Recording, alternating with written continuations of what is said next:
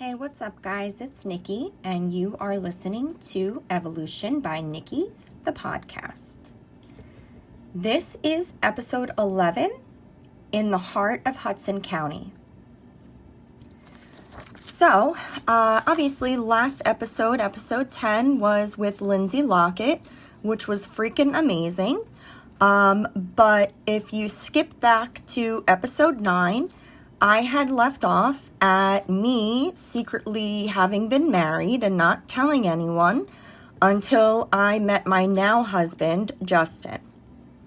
But before I even go into that whole relationship and how that unfolded, I need to acknowledge another part of my trauma that was going on simultaneously, and that was my high school experience. From the outside looking in, and, even to me, I had a good high school experience. I have the best group of girlfriends in the world. Some of these girls I've known since I was 5, some of them 10, some of them 15. Some of us actually graduated the same grammar school, the same high school, and the same college together.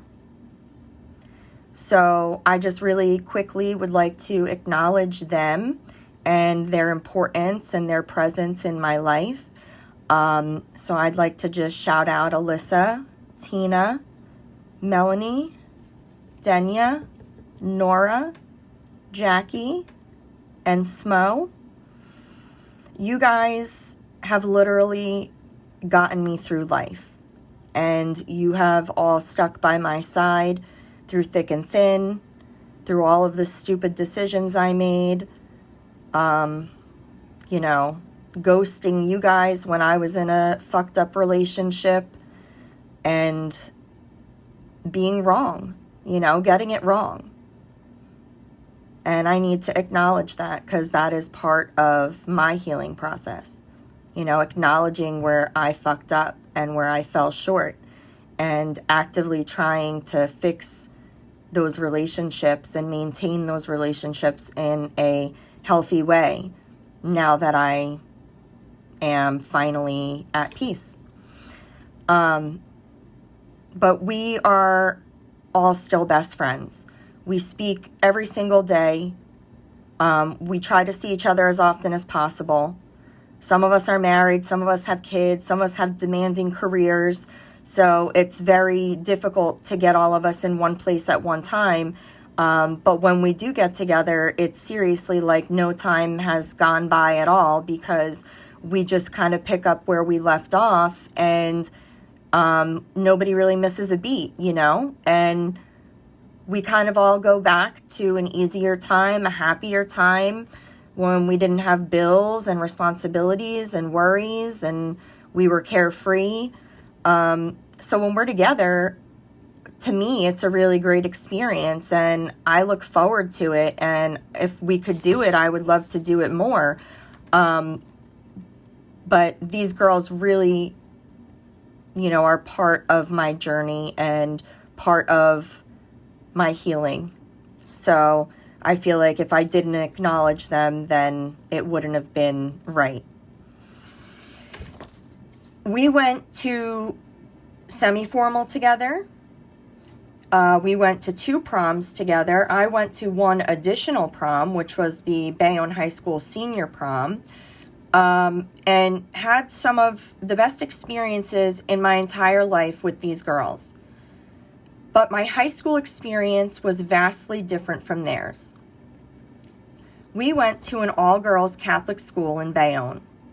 We wore plaid skirts rolled up one too many times, hideous wool blazers, stiff collared shirts, and opaque knee-highs. We got the messy bun down to a science. But there was one thing that was different about us. I was basically poor. My mom could never make rent or pay bills, but somehow she always found money to put me in the best private schools. I look back now and I thank God every single day for the education that I got all of those years. Because honestly, seeing what these kids are learning these days disgusts me. Growing up, I was taught the value of dignity, respect, loyalty, honor, selflessness, perseverance. And I also was taught the idea of being a service-minded individual. That idea came from that private Catholic school education. My alma mater's motto was, be the change you wish to see in the world. And I took that shit to heart, man. I fully embody that mission every single day. But no one in any of those schools ever believed in me. Not one. I was judged for where I came from, the fact that we didn't have money, and my mom was my mom. In high school, I was frequently in detention for things such as uniform violations, lateness, missing homework, excessive absences, but not one person stopped or thought to ask if I needed help. Instead, the dean of students brought me into her office and threatened to expel me for those excessive violations. The accounting department would literally pull me out of class into their office at 15 years old and ask me where the tuition was, why it wasn't paid, why wasn't my mom answering the phone, and telling me that I was going to be kicked out if we didn't pay. I was threatened with not being able to go to prom if I didn't pay or if I didn't work off the detentions. And working off the detentions consisted of going to the convent garden on a Saturday to pick weeds in the front, and also to scrape gum off the seats and tables in the calf. Ask a falcon. I'm telling you. She'll tell you. Ask a falcon about the weeds and the gum. But perhaps the most traumatic thing that I had heard all those years was that I was ranked 44 out of 46 girls, or some shit like that. My guidance counselor encouraged me to consider a 2-year college or trade school because no 4-year college would look at me with my grades. So I was presented with the opportunity to enroll at St. Peter's University on instant decision day. I was now petrified of not getting into any college because of what she said. So when I got accepted to SPU that day, I immediately made the decision to go there without even hearing back from anyone else. I immediately settled. Then I was told, well, just because you got accepted doesn't mean you'll actually graduate. Well, you know what, ladies and gentlemen?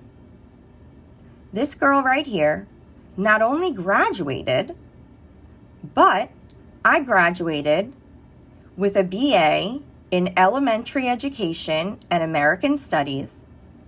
I was a member of Kappa Delta Pi, the National Honor Society for Education, and I graduated with a fucking 3.4 in 4 goddamn years. Where is everyone now? I'd say that's a big fucking win. Thank you guys so much for continuing to tune in and follow me on this journey. I really appreciate all of the love and support.